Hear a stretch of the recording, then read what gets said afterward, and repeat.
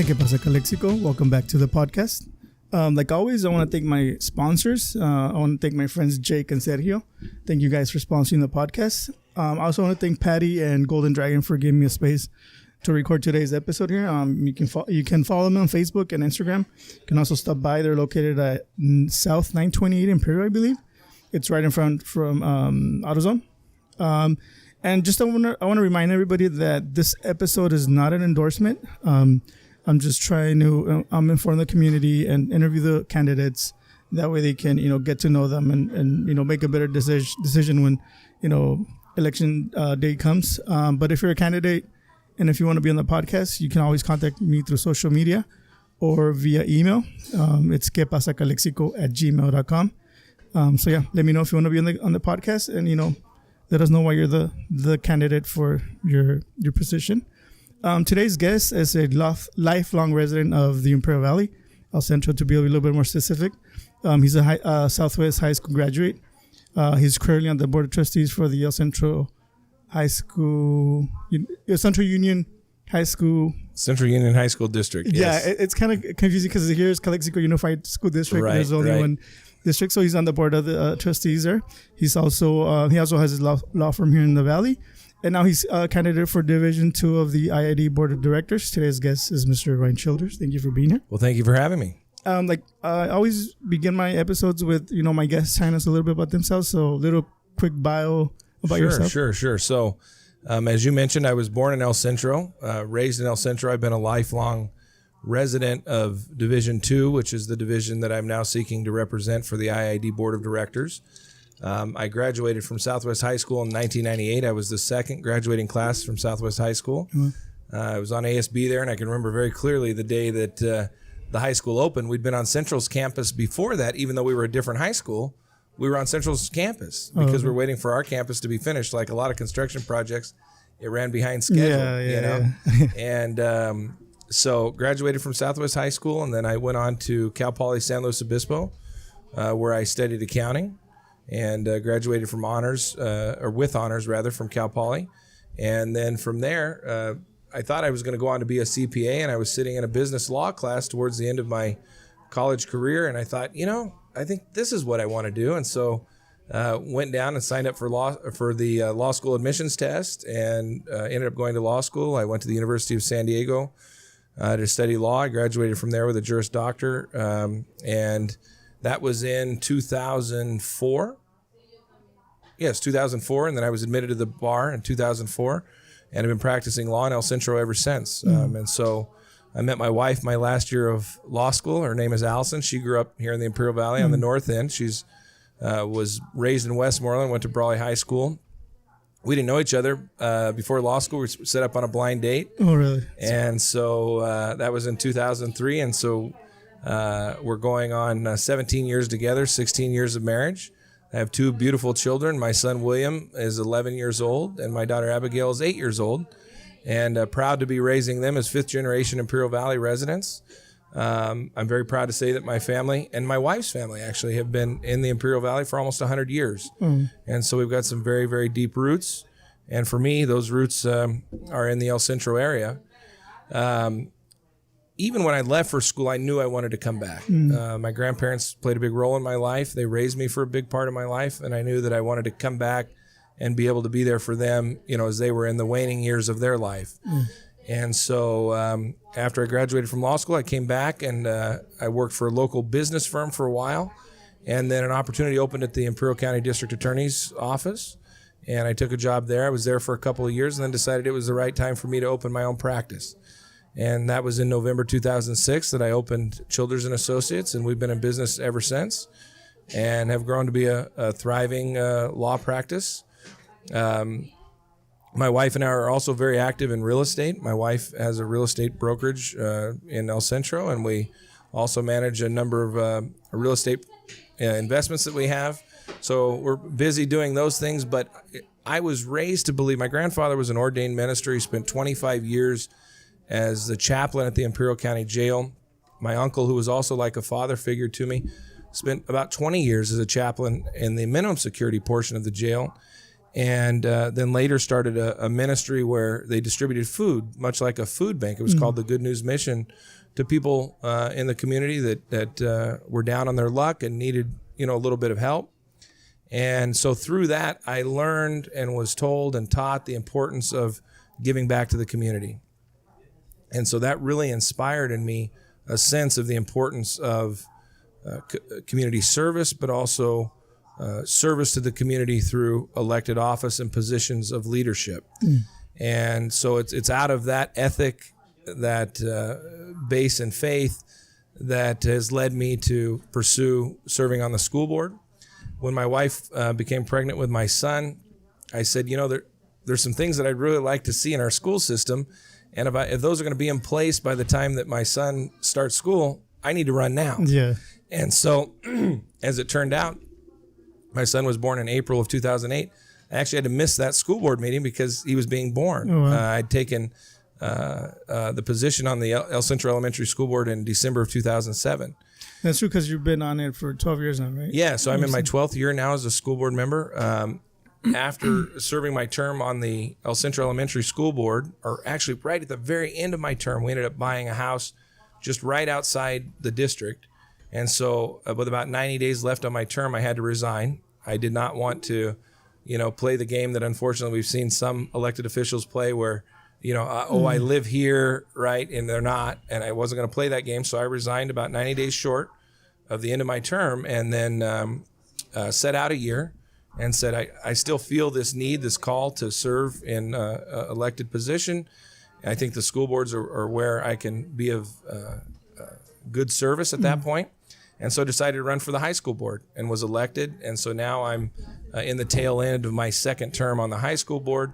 And currently I'm the president of the Central Union High School District Board of Directors or Board of Trustees. So yeah, I was going to include that on my little bio, but I went to the website and I guess it's not updated because it's... I found that out today from somebody else that it shows our president from 2 years ago on the website.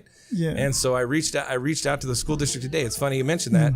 And they said, we sent the email out, but it's being corrected. So hopefully tomorrow you'll see that it accurately reflects. Yeah, because I read it somewhere where you were the president. I was like, let me double check. And I went to the website and yeah, it said somebody else. Yeah, apparently it hadn't been updated in 2 cycles of new presidents coming on. Yeah, so, it's crazy. So anyway, so that's a little bit about me. I live now in rural El Centro on a little 2.5 acre ranch, you might call it. We've got chickens and goats, and my son's got his 4-H pig project, and just enjoying all that Imperial Valley life has to offer. Yeah, my neighbors have 2 cows in their backyard for 4-H. So only in the vallay, right? Yeah, it's crazy. I'll go to my backyard and then all he'll mooing right in the middle of the night. It's crazy. It's fun though. How important is it to you to be a part of or get to know or know your constituents? Like if you're running for an elected position, how important is it for you to really be a part of the community, like somebody that's contributing? Like first off, I can see you've been part of the community for a very long time, and you've contributed on the boards, or I see you being out at events, you've been on the mock trial and stuff like that. Right. How important is it for you to know the people you're representing?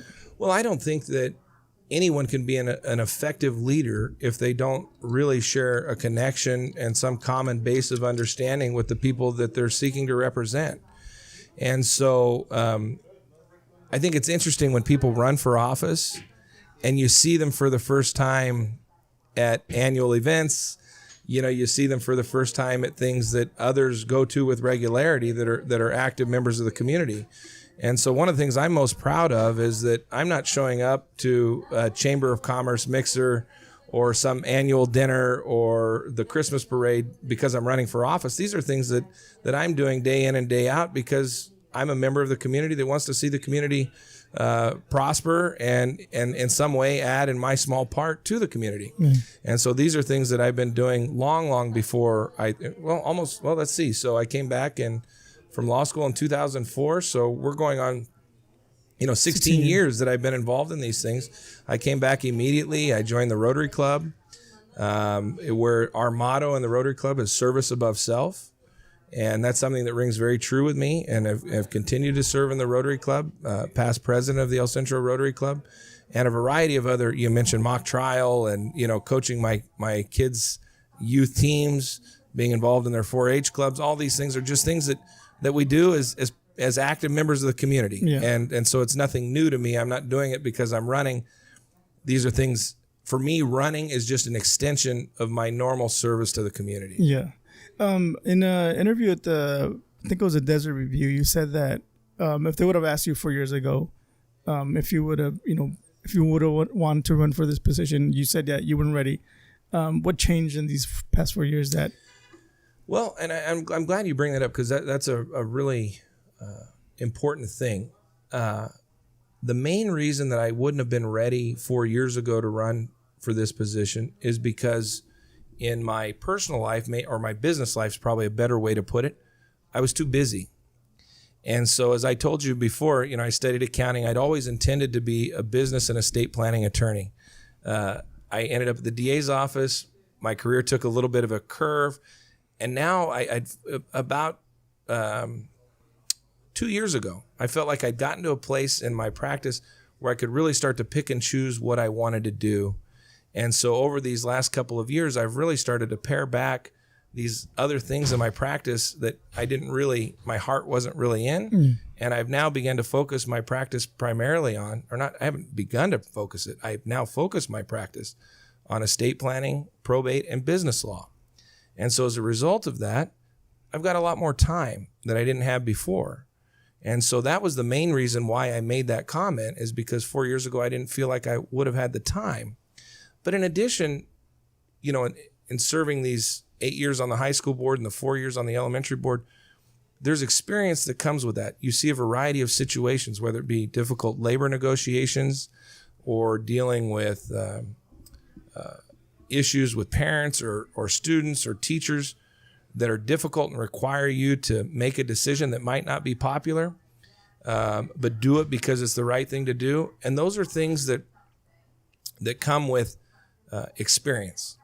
And I think the experience that I've gained since I've come back from law school are the things that have prepared me to serve in this very vital and really important central role in our community and the future of our community in serving on the IID board. Yeah. Do you think that maybe you can elaborate a little bit more because you kind of answered that question. My next question is, do you think that your time in the school board, being a school board member, can translate or has given you experience to go into like the IID and, pick up where whoever is going to, you're replacing, pick up where they left off? And because I feel like the board right now is kind of doing a good job at, fighting, for our water rights, for our rates, for stuff like that. Do you think that the experience you've gotten there will allow you to pick up easily where, all these people that, or whoever you're going to replace has left off? Well, I think that certainly my school board experience is a big part of the experience that prepares me to be able to pick up and serve on day one as an effective IID board member. But that's not the only piece of the puzzle. In my law practice, I have sat down at least 1,000 times, if not, a couple thousand times across the table from other people in very difficult negotiation situations. And a large part of what the IID does in dealing with the other 7 basin states and dealing with the constant give and take on the river. We only have so much water. Yeah. There's 7.5 million acre feet allocated to the upper basin, 7.5 million acre feet allocated to the lower basin. And there are tensions about who is going to get what. And, in 2026, we're going to be renegotiating the interim guidelines that are the guidelines that establish what's going to happen when there's a shortfall of water. And so I think that I wouldn't be being completely accurate if I said it was just my school board experience. I think my professional experience and the ability to negotiate, look at difficult problems and try and find a path forward, and having done that successfully many, many times in conjunction with my public service as a school board member, plus as a lawyer, I've I have a number of public entity clients that I've represented where we're dealing with many of the same issues the IID deals with in terms of things like what is their requirements under the Brown Act? What does the Public Records Act require of a public entity? How are public entities treated in litigation? These are things that I deal with every day. I didn't do the count before I came in, but I would estimate I've got between 5 and 7 public entity clients that I currently represent. And I want to say right now that if any of those represent any type of conflict at all, if I'm elected, I will drop those clients before I'm sworn in as an IID board member.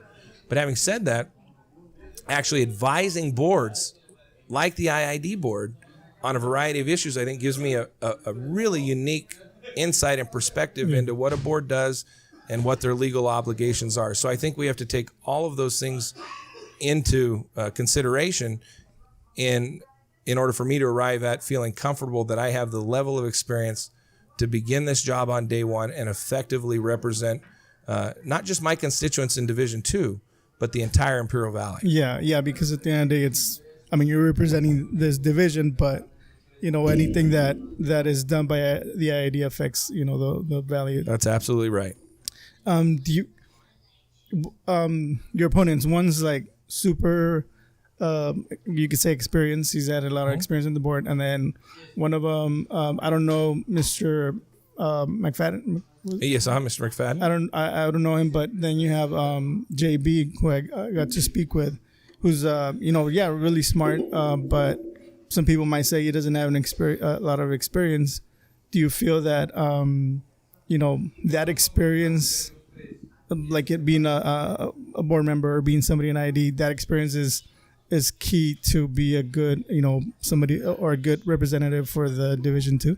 Well, I think that experience is an essential component of someone seeking to serve at this level of public service. The issues that the IID deals with are issues that go to the very existence of our valley, the continued prosperity of our valley. And so I believe, I'm not just somebody running for office, I'm also a voter.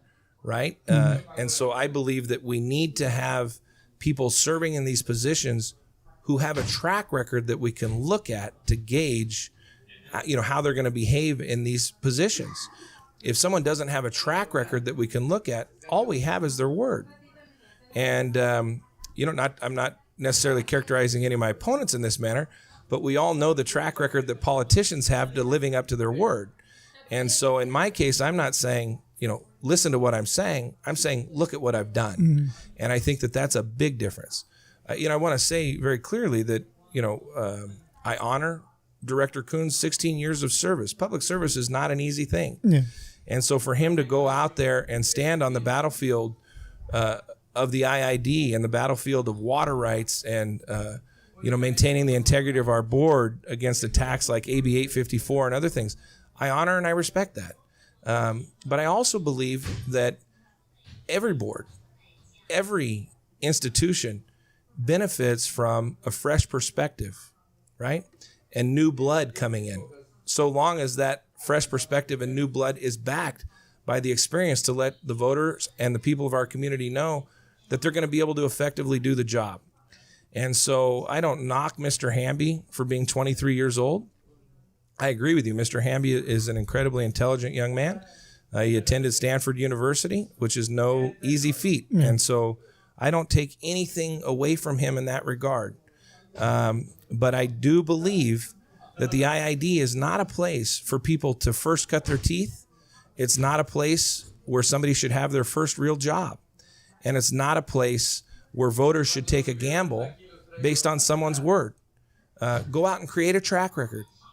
Go out and do the service to the community over a period of time so that people know because of what you've done that you'll do what you say. Yeah. And so again, I think it's wonderful that young people, and I include myself in that, I'm 39 years old, are getting involved in this process. I think we need more young people involved in the process.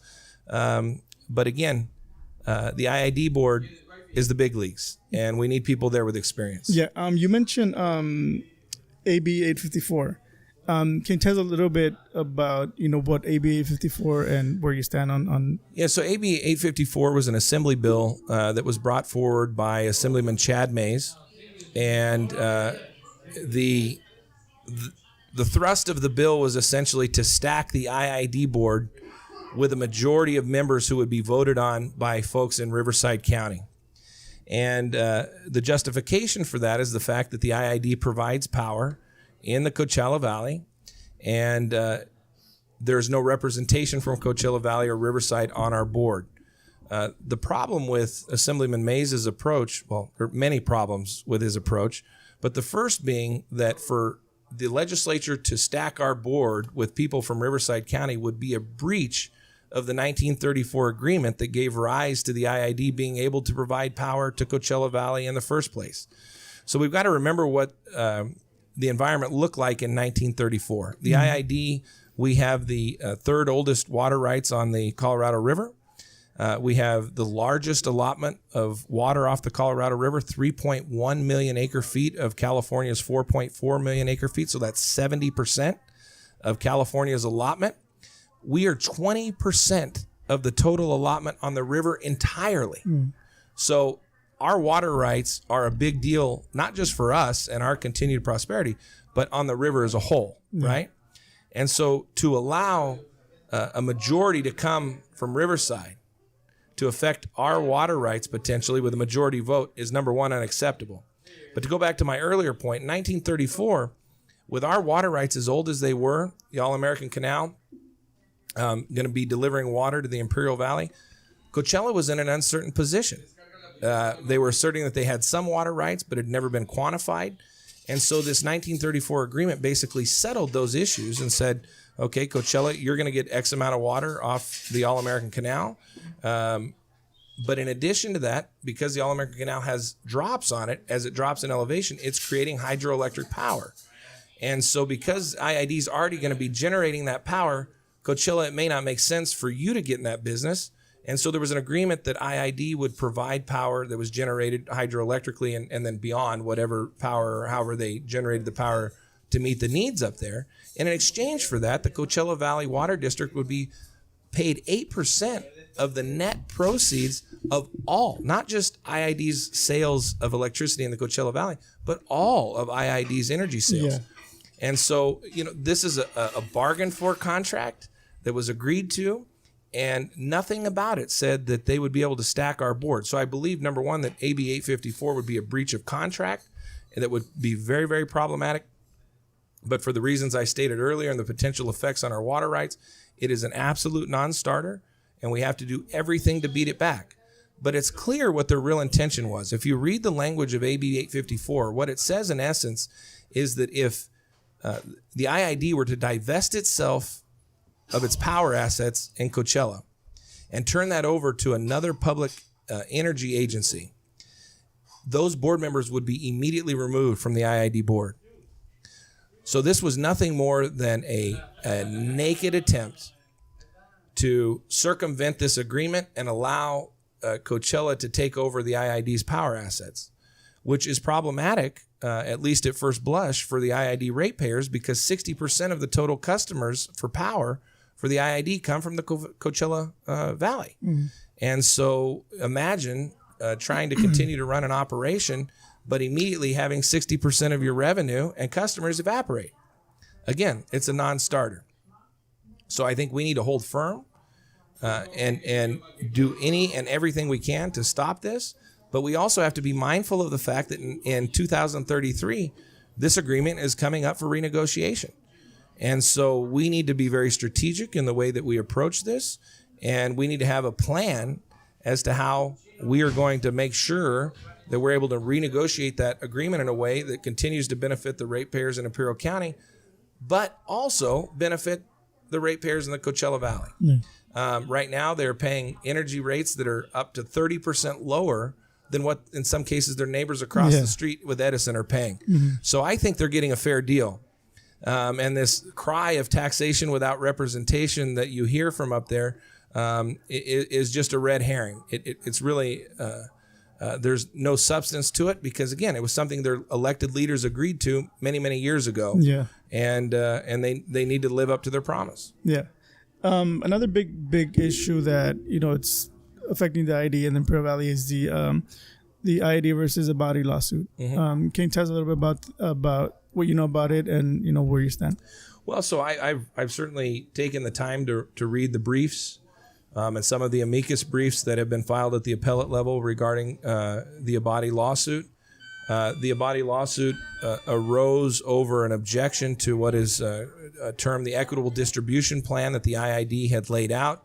And the equitable distribution plan is a plan that's in place if there's going to be a shortage on the river and how we're going to cut water usage, whether it be among cities and farmers and so forth. And so Mr. Abadi took issue with the plan that the IID had set forth, and he filed this lawsuit.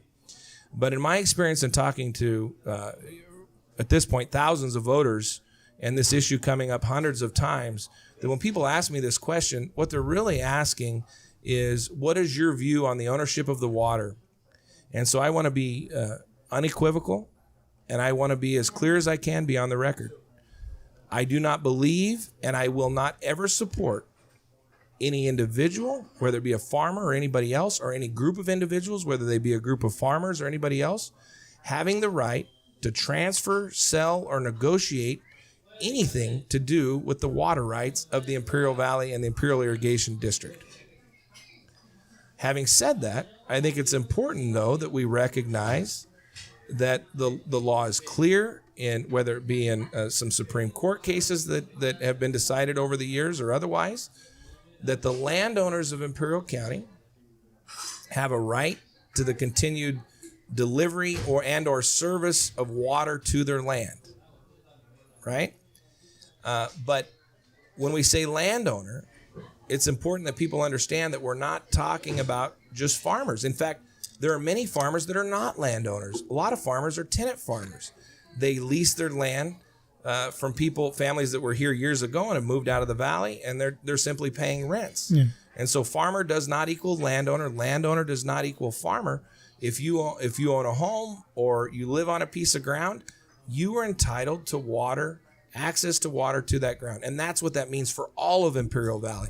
This is something that we share in all residents, rich, poor, farmer, non-farmer. We all have a right to the use of the water that comes to the IID. But the use, not to like say, oh, this is my water and I'm going to... That's right. Absolutely right. I do not believe there's any legal support for the position that any one individual, because they own a piece of land, therefore owns the water in a direct manner such as it would allow them to sell that water and reap the monetary benefits from it. Mm-hmm. Another big topic in terms of the IID in the Imperial Valley is the Salton Sea and the New River. Where does the IID, where does the IID come in to like help or alleviate this issue that we've been having for years, and it's not getting any better? It's right. So the IID's position when it comes to the Salton Sea is twofold. First of all, in the position we find ourselves in currently, I think the IID needs to, and to a certain extent has. I mean, there is progress that has happened in the Salton Sea. Yeah. We have to acknowledge that, right? It's a bad situation, and the progress isn't enough to fix the problem, but there has been progress. And Imperial County has done a good job, and the IID has joined them in that with the emergency declaration with respect to the Salton Sea. But fundamentally, the problems at the Salton Sea arise from the 2003 water transfer that came about as a result of what we call the Quantification Settlement Agreement, which was an agreement between the IID, principally the San Diego County Water Authority, the Coachella Valley Water District, and Metropolitan Water District. And it's been termed the largest ag to urban water transfer in the history of the United States. And it was. But as that water was transferred, the Salton Sea was originally created due to the floods at the turn of the century because of the inadequate engineering at the river diverting water and so forth. And so the river swelled, water broke through and it went in to fill the sea. The sea was recreated. It happened many times over millennia, but it was recreated. And so then the sea continued to be sustained after that by the agricultural runoff from the fields. And as we transferred water, we became very good at conserving water on farms. That agricultural runoff began to diminish. And there was a period of time from 2003 until 2018 where the QSA, or the Quantification Settlement Agreement, called for mitigation waters, or water to be deliberately put into the sea to keep it from receding.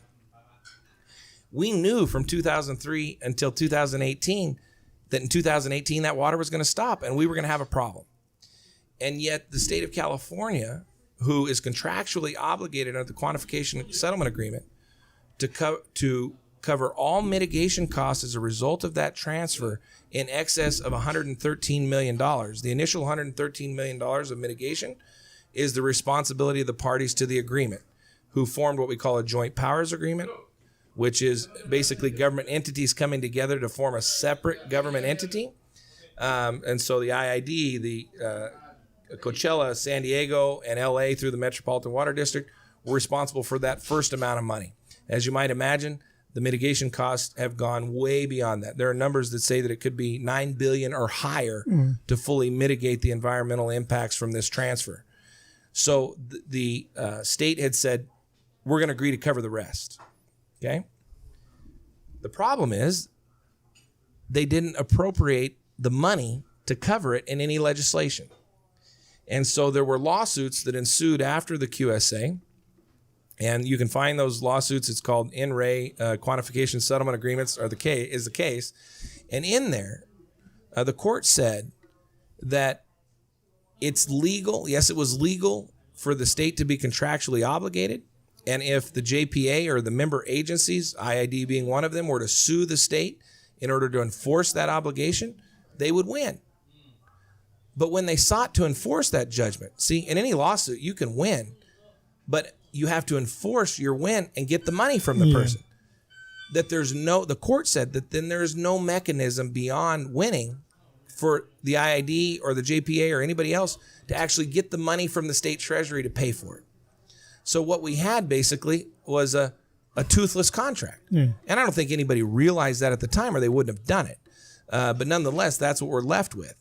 And so, it's like winning the Super Bowl and no trophy. Yeah, winning the Super Bowl and no trophy, right? Or worse yet, winning the Super Bowl and not getting your bonus check, right? I mean, so that's what we're left dealing with. So the state has the obligation. So now what we have to do, since we can't take the money out of their bank account to pay for it, we have to find other ways to force them, cajole them, encourage them to do the right thing. And as of the last numbers that I had seen out of the Legislative Analyst's Office out of the state of California, about $450 million had actually been allocated. A lot of that remains unspent. The governor Newsom, came out and said that he was adding $220 million to his budget to address issues with the sea. The problem with that is that there was an asterisk next to it, and that asterisk said, you get the $220 million if a November bond measure passes for water infrastructure projects. So it's actually contingent on what happens in November. And last time something like this went before voters, it wasn't approved. So again, what we have is an empty promise from the state. And so we have to, I think, engage LA, Palm Springs, the Coachella area, to bring maximum political pressure to say, the state, you've made this promise. And guess what? The poorest and most vulnerable among us are the ones suffering as a result of your your absolute, flat out lack of desire to do the right thing on this. And I think that there is a way to message that, a way to do that, and a way to bring the pressure to bear on these politicians to stop what's going on there and the way that it's affecting our children and our families. And it's not just children.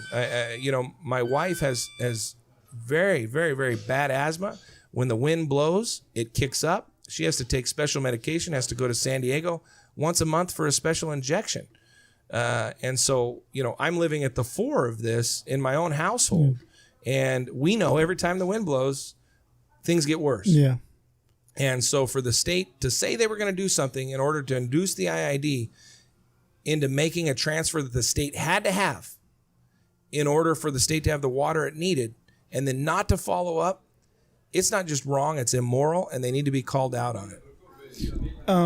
The experience you've had as a board member, you get to see the slow pace of government.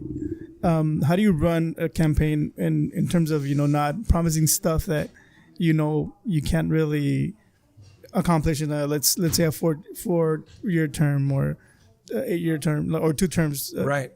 And that's a very good question, because I think the electorate, voters, have become jaded and, dare I say, a little bit cynical because of politicians who are so willing and so eager to make empty promises that sometimes they know flat out they'll never be able to deliver on. And in the best cases, they know that it's unlikely they'll be able to deliver on. And so I have tried to be very careful in the way that I've crafted my message. And I'll give you an example. If you look at my materials, you listen to what I've said, I'm very careful to say that I'm committed to keeping power rates low and affordable. There's at least one person running in this race, and I don't like playing the game of not naming who the person is. It's J.B. Hamby, and he holds up pledge cards. And he says essentially, I will not, under any circumstances, ever raise your power rates. And I do not believe that that is a promise that any politician, anyone running for office, can ever know that they'll be able to deliver on. Yeah. We don't know what tomorrow holds. And, there was a time, I believe in the 70s, that a hurricane, of all things, swept through Imperial County. It broke out a part of the freeway on the way to San Diego. It created huge infrastructure damage to Imperial County. Now, I can't say what the damage was to the IID, but let me just use this as an example. Mm-hmm. What if something similar to that happened and a big chunk of the IID's power infrastructure were wiped out? And we were faced with an unforeseen cost of having to replace that power infrastructure. Mm. How could I possibly look at the voters and say, I won't ever raise your power rates? In that instance, we'd have to raise power rates. Yep. And so what I try to do is tell voters what my values are, because my values won't change no matter what the circumstances are on the ground. And so if I had to raise power rates because of an instance like that, what are my values, and I will keep them as low and as affordable as I can under those circumstances. And so I've been very careful in trying to tell voters what my values are and not make empty promises. Yeah, and I think it's something you mentioned infrastructure, something that doing some research on you and going through your Facebook and your videos. It's something that you mentioned in one of your videos that I think that nobody really mentions. And I was watching a documentary, I think it was by Vice, and they mentioned our infrastructure as a nation, where it's really deteriorating like really fast. And yeah, it's something that as ratepayers we gotta take in mind that keeping providing electricity and building new substations or whatnot, it costs money, and if we want to have more efficient electricity, there's got to be somewhere where it's going to be paid from. Right.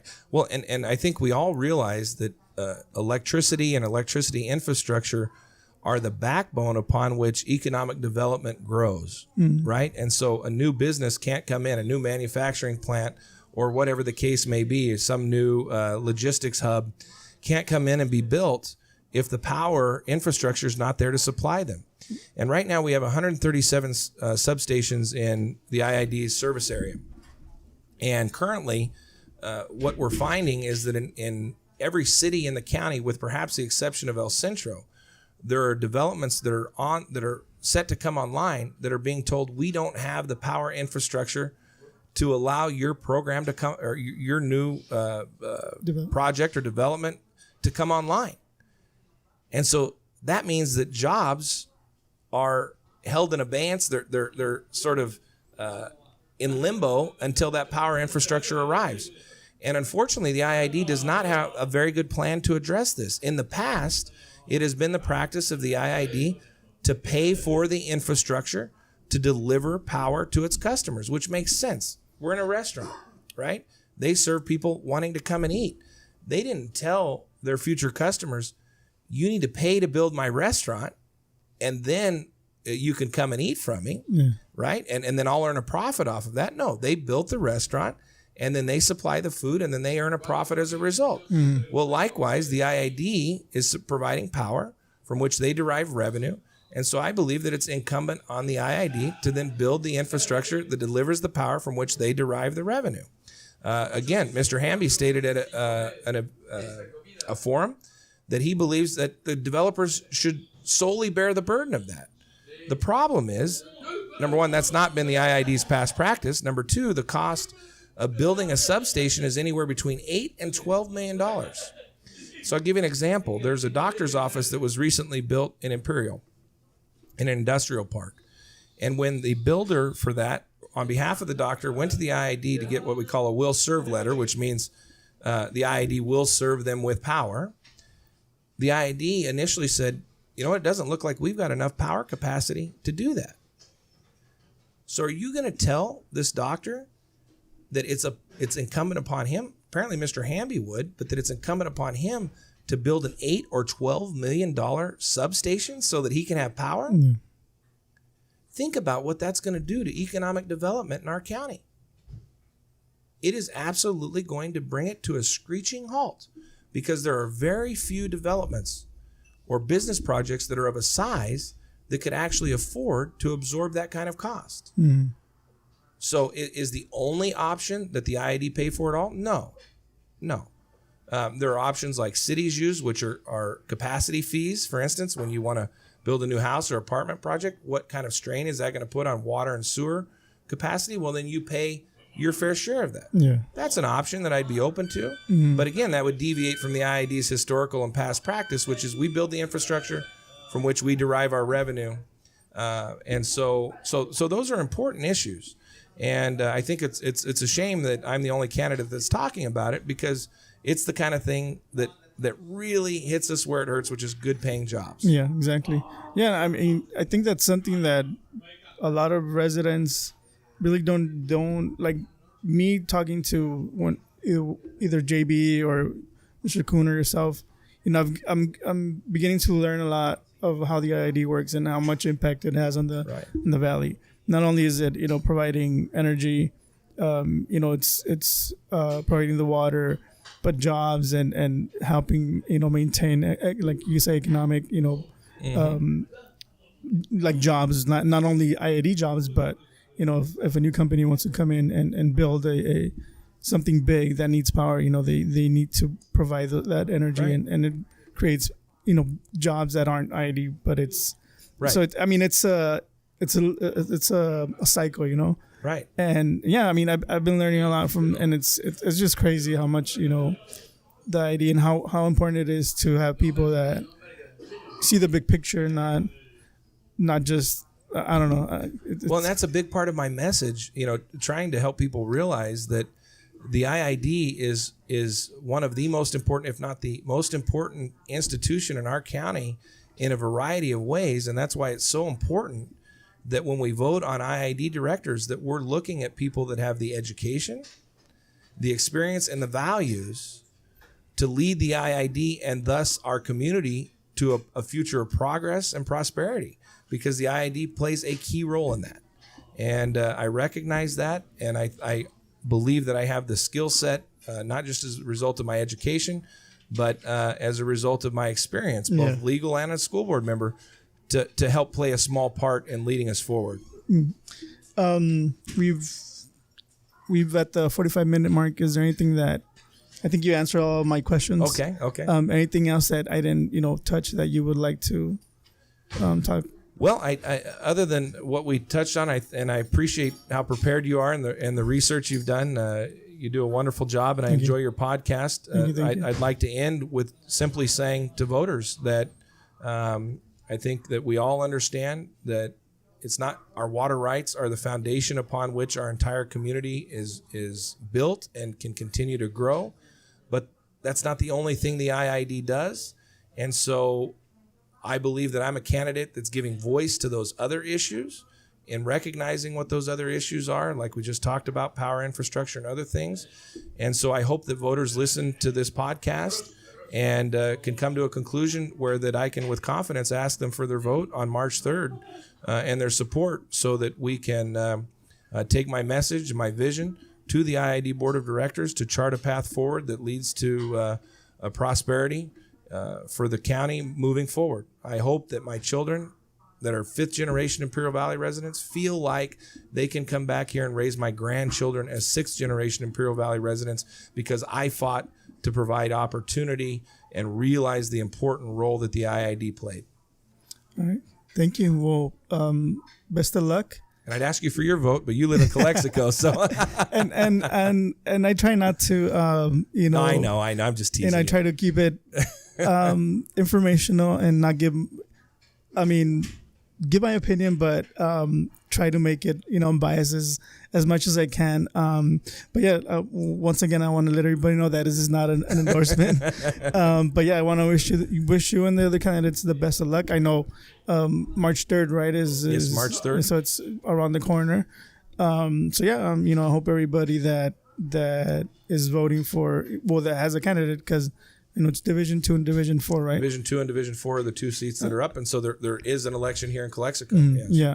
I interviewed Eric Ortega for Division 4. But yeah, I want to thank you for taking your time and being on the podcast. I really appreciate it. I know you're busy. You're a father. You have a job. You're running a campaign too. So thank you for taking the time off. And thank you guys for listening. And see you guys in the next one. Peace. Thank you.